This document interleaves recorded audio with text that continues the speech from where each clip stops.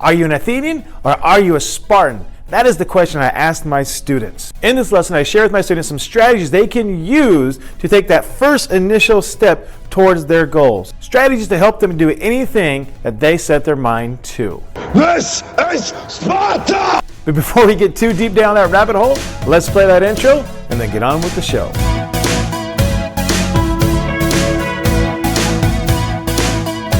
All right, so here we go. This is lesson 5 out of 25 on growth mindset.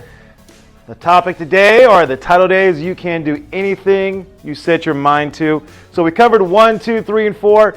And once again, my core belief is that most students and most people kind of fall short on number 4, and that's the having the discipline to actually put your thoughts into practice. That's my personal belief. I could be wrong, but I say that because I know I have that problem. There's so many things I want to do, but to actually do it day in and day out, it's a hard thing to do. So I think a lot of us fail on number 4, but that is so crucial if you want to have any kind of success. And so number 5 is once you start establishing that discipline, once you make up your mind what you can do, and you actually put the habits in place, the discipline in place to actually do something, you come to number 5, knowing that you can do anything you set your mind to. So what I want to talk about today is things I've come across that help me with number 5. We'll call these tools, things that hopefully will help you to move forward. That's kind of my goal with this lesson right here. So you can do anything you set your mind to. So my wife and I have this joke.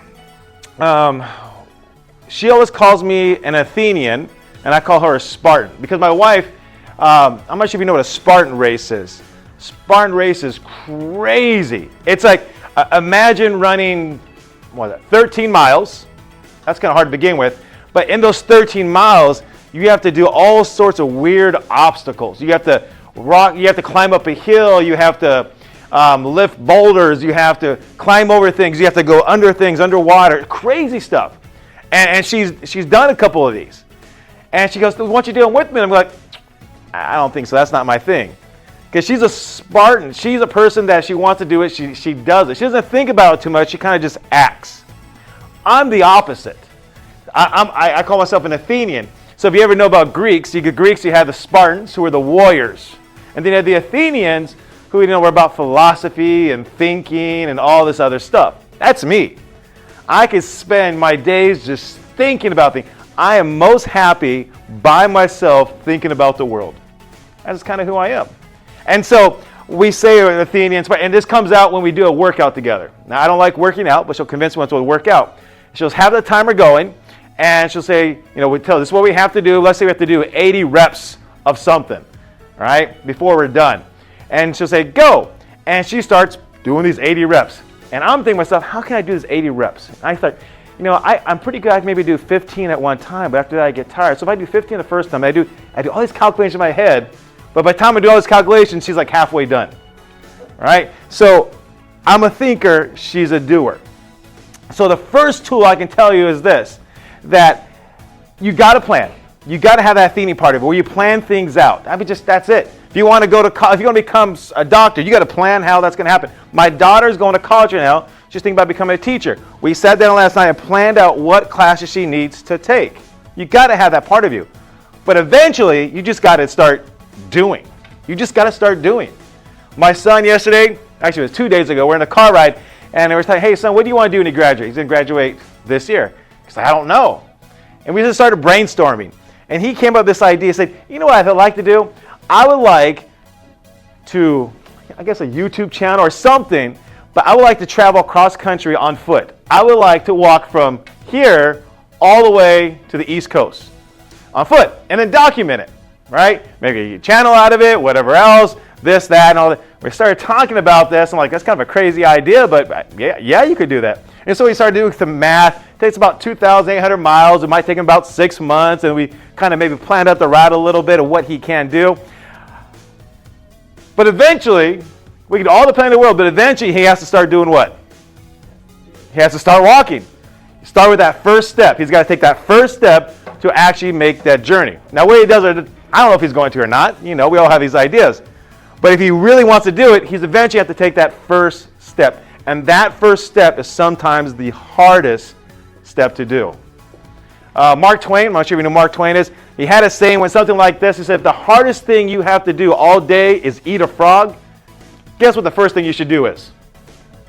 Eat that frog, right? The hardest thing you have to do is come up in front of a class and speak. If you have, think about that. If you guys, all right guys, all you have to do a presentation, you can have 3 days, people come up here and you give your presentation. That's a hard thing to do for a lot of people. And so Mark Twain's advice is, if that's the case, you be the first one to volunteer. Because you're the first one to volunteer, you do it, and it's over. But if you're the last one, how many days are in misery thinking about that? 3 days in misery, like, oh, I don't want to do this, right? So the hardest thing you have to do is eat a frog, then eat that frog. Get it over with. Take that first step. And so it's so hard, but it's crucial. For a while there, I was waking up early. I would go for a run, and then I would come back, and then I would jump in my pool. Cold water training is what I called it, right? I've read all those things about why it's a good thing. So I want you to think, imagine a morning like this, jumping in a cold pool. That's a hard thing to do. I remember, first of all, getting up to run is hard. Here's a technique, here's a tool. If you know you want to do something, or whatever that routine is, prepare for the night before. So what I did before I went to sleep is I had my running clothes right by my bed. And so as soon as I got up, the first thing I did was put my running clothes on, my shoes, and then I was out the door.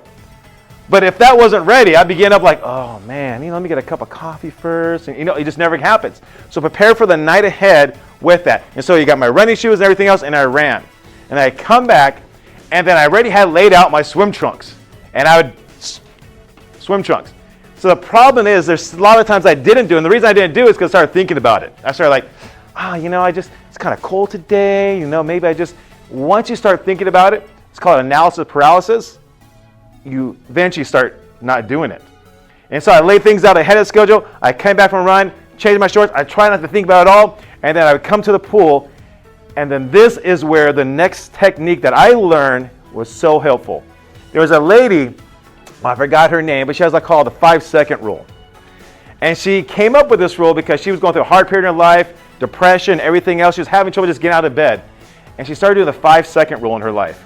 And what she talks about is anytime she came across something she didn't want to do, she would count down 5, 4, 3, 2, 1, and then she would do it. Whatever that is. Get out of bed. You know how you lay in bed, alarm goes off, you don't want to wake up?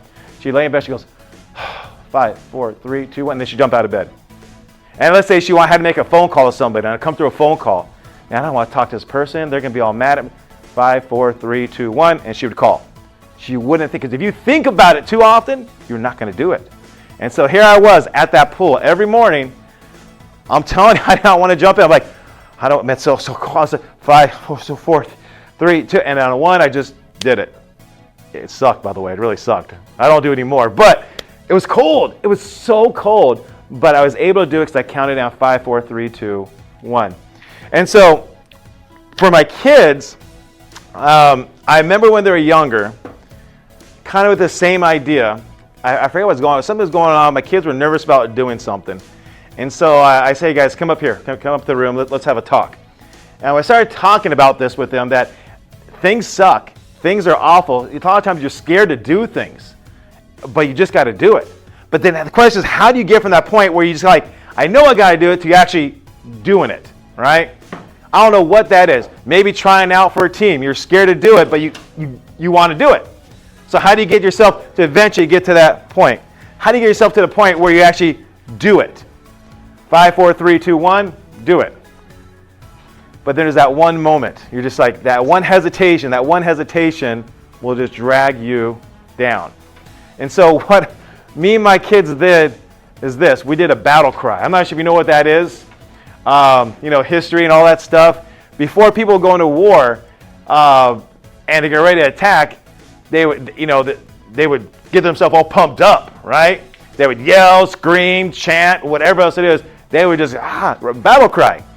And so here I am with my 3 kids upstairs, and I go through this whole thing about, I know it's scary sometimes, but you got to do it.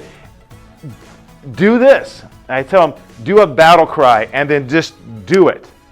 I told my son, hey, if you want to ask a girl out, it's going to be scared. Now, trust me, it's scary, but you do that battle cry and then you do it. And I say, don't do it out loud because you're going to freak people out, but do it in your head. And so we actually, me, my 3 kids are upstairs, my wife's downstairs, and we practice a battle cry. And they're like, I don't want to do this, stupid, Dad. It was kind of stupid. But I was there and I demonstrated, I'm not going to do it now because security will come. But I remember I was in the room, I said, guys, you got that moment, you're scared, you just go, the battle cry, like you're going into battle, right? And then do it. Because when you're pumped up that moment, you can do anything. It just takes 1 second of commitment to change the course of your life. And so then my kids are trying to do the battle cry, like, no, come on, try to get more serious about it. And finally, they would do a good battle cry. By the time the 3rd kid's done, my wife comes upstairs, what's going on? She's all freaked out. Is somebody hurt? No, we're all good. So the lesson is this. So just know this. You got to work these steps. You got to make sure you have this.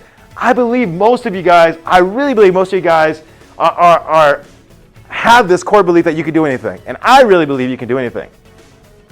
I think where most humans fail is step number 4 is that practice, that discipline. But once you get that in place, once you find that motivation, once you finally are able to discipline yourself, then number 5, start doing something. Start it. Whatever that is in your life, start doing it. And use that 5-second rule, 5, 4, 3, and just commit. Do that battle cry in your head and then commit. But whatever it takes to get you off that initial step, do it. All right? And so the video we're going to play today is a example. I'm trying to think of an example of a battle cry we can do. I thought about having you guys do it, but we don't want to do that. That'd be weird. So here's what the best thing is I got. We'll play a clip from the movie. You guys know this movie. It's Avengers. You guys know Avengers, right?